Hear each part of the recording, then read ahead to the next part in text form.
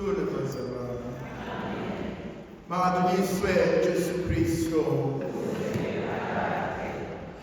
Manje thanda zami ngifisa sibuke incwadi yevangeli likaMarkus sahluko sesihlanu. Kwathi uJesu esewelele ulwandle lwaseGalile ngomkhumbi, bheka kwakunesixuku sabantu esasimlindile. Yangithinta le ndaba uma uJesu ewelela lolu lwandle, kunabantu abaningi abahleli abamlindile.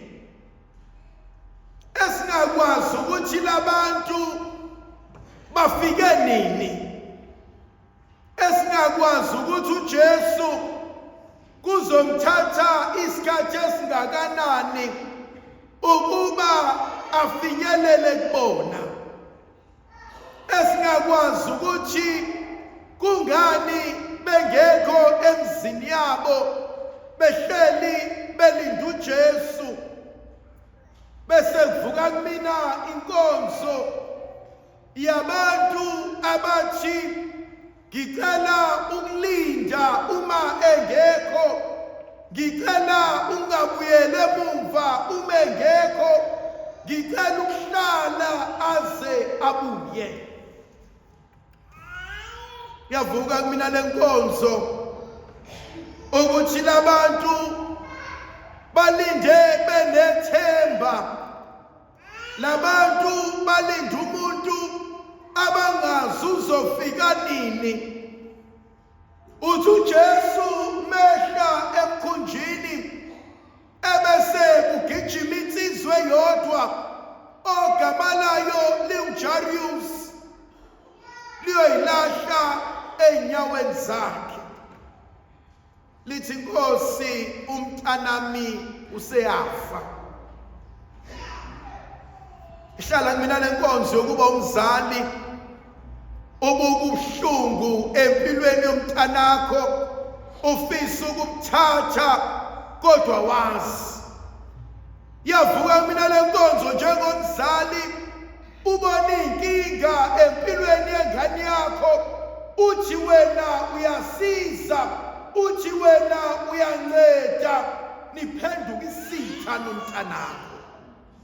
Yavuka kumina lenkonzo yomzali obuka inkinga endlini, ayaluze angazi uzothathani ahlanganise nani. Yavuka kumina lenkonzo yomzali evukayo ethi mina uyakubuka kukuncane, akwazi ukuthi kusasa kumele kuye kadokotela ngoba inhliziyo yayo inembobo. Yavuka mina lenkonzo njengomzali ohleli nomntanakhe, odokotela sebeshilo bathi siyaxolisa, akukho kunye esesingamenzela kona, mphindisele emumva asale seyofela ekhaya. Yavuka mina lenkonzo ethi kunezinto ezishayayo njengabazali esingakwazi ukuyikhuluma nabantwana bethu, kunezimpi esiyilwayo njengabazali esingakwazi ukutshela abantwana bethu amaqiniso. Yavuka kumina lenkonzo njengomzali umntanakhe aqulisa amacala ebuza ukuthi ngiyafuna ukumazi baba, ngiyafuna ukuyohlala kuyena. Awukwazi ukumtshela ukuthi mntanami, angikwazi ukukutshela uyihlo ngoba ngadlwengulwa, angikwazi ukukutshela uyihlo ngoba ngadlwengulwa umfowethu, angikwazi ukukutshela uyihlo ngoba ubaba wakho ubaba kumina. Anginezinto njengomzali odlula kuzona uthi kodwa ngikwazi ukukhuluma lokho. Athi ngiwancabela ungijuke mntanami kodwa ngikwazi ukudlula kule ndaba.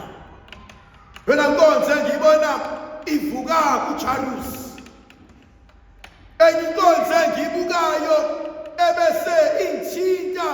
uma seyoyinahla enkosini ase ngamthanda uJesu jasisukumeni sambe yamthatha uJesu jasambeni umbamba ngengalo uthi mayisahamba nayo ngengalo uJesu esekufika owesifazane ayangithinta indaba yalo wesifazane ithi izwi likaNkulunkulu wayinomopho iminyaka ngeminyaka lapho edlula khona abantu balolazi usizi lakhe. If you ever suffered with something for years and awukwazi umatshela abantu kwakwaba ne-condition noshade naye akayazi kwakwaba ne-condition nomndeni awuyazi kwakwabhekana ney'nkinga akekho waziyo bathe bebonke belele kodwa wena waze walala bathe bebonke bejabula kodwa wena inyembezi beyigeleza ngoba wazi uzothatha mhlanganise nani unenkonzo evukayo kumina uma lo wesifazane eyaJesu akakwazi ukumbuka ubuso nobuso kodwa uthi ngizacela ukuya kuyena ngasese lithi izwi likaNkulunkulu ubesephenduka inhlekisa lithi izwi likaNkulunkulu besechithe yonke imali yakhe lithi izwi likaNkulunkulu bengalitholanga usizo. I can see a woman who's broken. I can see a woman whose dreams have been shattered. Ngibuka owesifazane, ngibuka owesilisa, ngibuka umzali othi ngiyanqonqoza kepha ngivulelwa umuntu, ngiya-aplya kodwa ngamkela umuntu, ngiyafesa kodwa ngiqashwa umuntu, ngiyafunda kodwa ngiphasi, ngiyafuna ukuyisondeza kubona kodwa bangifuni. Balekelaphi? Uyaphi uma izinto sezixaka? Uyaphi uma izinto sezihlekisa ngawe? Kodwa wesifazane uyaJesu athi ngicela ungithintise umphetho wengubo. Kodwa wesifazane uyaJesu uthi sebengihleke bonke athi kodwa wena ngiyathemba usoze wangihleka. Athi angamthinta uthi obhala kahle uJesu wama wayesethi ubani lona osengithintile. Uthi angamthinta athi namandla asesukile kumina. Ebese uJesu ebuza ukuthi ubani ongithintile. Ngiyacabanga owesifazane uthi ngiyasaba Nkosi ukusondela hleze abantu bazidlazo lami, hleze abantu bazusisi lami, hleze abantu bazicondition yami. uJesu noma kunjalo ngiyafuna usondele. Khona izimo empilweni ekumele edlule kuzona ngokuyiceba uNkulunkulu. Khona inkonzo yokuceba. Sithe sibancane athi umuntu menza into uthi ngizokuceba ma. Bathe babehlupha ezifana nabo ezalwe nabo sathi ngizokuceba ma maqedane wasaba wangabe sasehlupha thebengena uma egcekeni ngathi wema uSibani usenza ukuthi athi uma ngizomshaya. Khona inkonzo ngiyoceba uNkulunkulu. Khona inkonzo ekumele edlule kuyona sithi Nkosi sengikhathele. khona inkonzo ekumele edluleke yona sithi Nkosi ngenzile ngokwazi ngokuqonda nokuhlakanipha kwami sengizoceba isimo esiwukuthi Nkosi ngicela ukuyiceba ngoba ngiyahluleka Nkosi ngicela ukuceba isimo engihlala phansi kwaso ekhaya Nkosi ngicela ukuceba isimo sasemsebenzini Nkosi ngicela ukuceba ukuthi ngoba mangacebi kuyohlezi kunamandla empilweni yami sobhala kahle sibe ngiyamfuna uThixo athi mase ngimtholile athi bengiyakusiceba isimo ebhekene naso sibe ngiyakuyibika indaba yakho uJesu meyiqeda ukuphilisa owesifazane ebese kufika isigijimi sithi ungamsakhathazi umfundisi kakade ingane yakho seyifile ngiyamthanda ukubhala kahle uthi ubhala kahle uJesu wabaziba khona inkonzo yokuziba khona inkonzo yokuthi engathi wenze ngathi awuzwanga uzwile he ignored them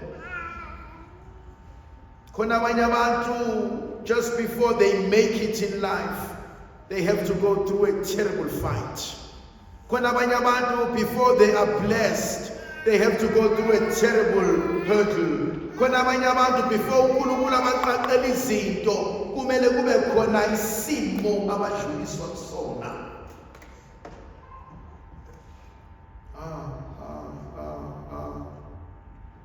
kunabanye abantu abayitshela ukuthi uNkulunkulu kade abaduba kathi uNkulunkulu I'm preparing you to the next level khona abanye abantu who says I'm giving up I'm giving God an ultimatum I'm giving up athi uNkulunkulu not yet athi ibhodwe seliyavuthwa athi your thing is coming into order uthi uhlakaniphile kunabo bonke uthi kwamnyama kakhulu masekususa khona izinto uNkulunkulu athi mase ufuna ukukunikeza zona ebesehlehlisa izinto ahlehlisa abantu akubekekeleni akhuphukele entabeni khona abanye abantu ozoshiwa ibona abantu ozoshiwa ibona bonke awuyavuka kwinkonzo Eliya athi uNkulunkulu bezosebenza kuyena khona ubehluka uNkulunkulu ezosebenza ngawe noma uNkulunkulu ezosebenza kuwena uNkulunkulu mezosebenza Eliya uyamxosha kubantu ujahwa ngenkemba abaleka emgedeni abaleka entabeni ebese uNkulunkulu ethumela igwababa athi vuka mfana omuhle yamsaba umuntu okakwa abantu yamsaba umuntu othandwa abantu yamsaba umuntu ohlezana abantu uNkulunkulu mesefuna ukusebenza umuntu wakhe emsusa ebantwini yamsusa esiqukwini ebesethi izinto makathane ebesephakama abantu bangazi kwenzakaleni yabaxosha uJesu baxosha bonke jambani ngibadinga abantu abanjengani ebesethatha uJarius athathe Peter James and John sasambeni sendlini Timefika endlini ngabantu abakhalayo bayalila bazilile athi uJesu ngikhaleleni my God kunabantu abaseyimpilweni zethu uthi uyangena uJesu ubafica bayakhala because bayitshela ukuthi kade safa kanti uJesu uzozivusa lalelani lento kunabantu empilweni yakho bayakhala bayitshela ukuthi kade wafa kanti abazi ukuthi uJesu uzokuvusa kunabantu abasondele empilweni yakho because they are waiting for you to fall kanti uJesu uzokuvusa kunabantu ozalwa nabo abathi vele ngiyazi usibani banimefa into zakhe izothathwa yimina kanti uJesu sezothatha bona kunabantu ozohlangana nabo bayitshela ukuthi ngizomkhohlisa lo mina ngizoyenza lento ebesinikezwa mina okwakhe kuzokulahla emgqonyeni kanti uJesu uzongena ngesimo seklina ayothatha amaphepha akho athi ngibone lokhu engathi kubekwe ngephutha akubona nebenikufuna.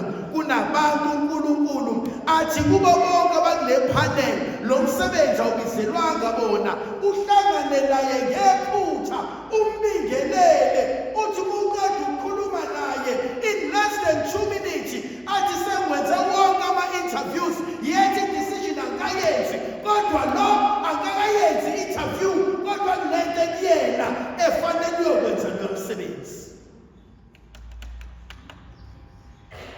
Kwenza kaNkulunkulu akufani nabantu. Athi bengene entombazaneni esilele esifile isibanja angithusa uJesu bamba ngesandla Chichaleta kumi sebenza ama-funeral arrangements uJesu vuka sebefonela ihlobo uJesu vuka sebehambile bayothatha indaba zoqoka emgcwabeni wakho athi uJesu vuka kakade uma favuka njengentwana bani ukhona liyasiwa liyamila uNkulunkulu asibusisa sifikela sikhanyisele uyise indodana nomuntu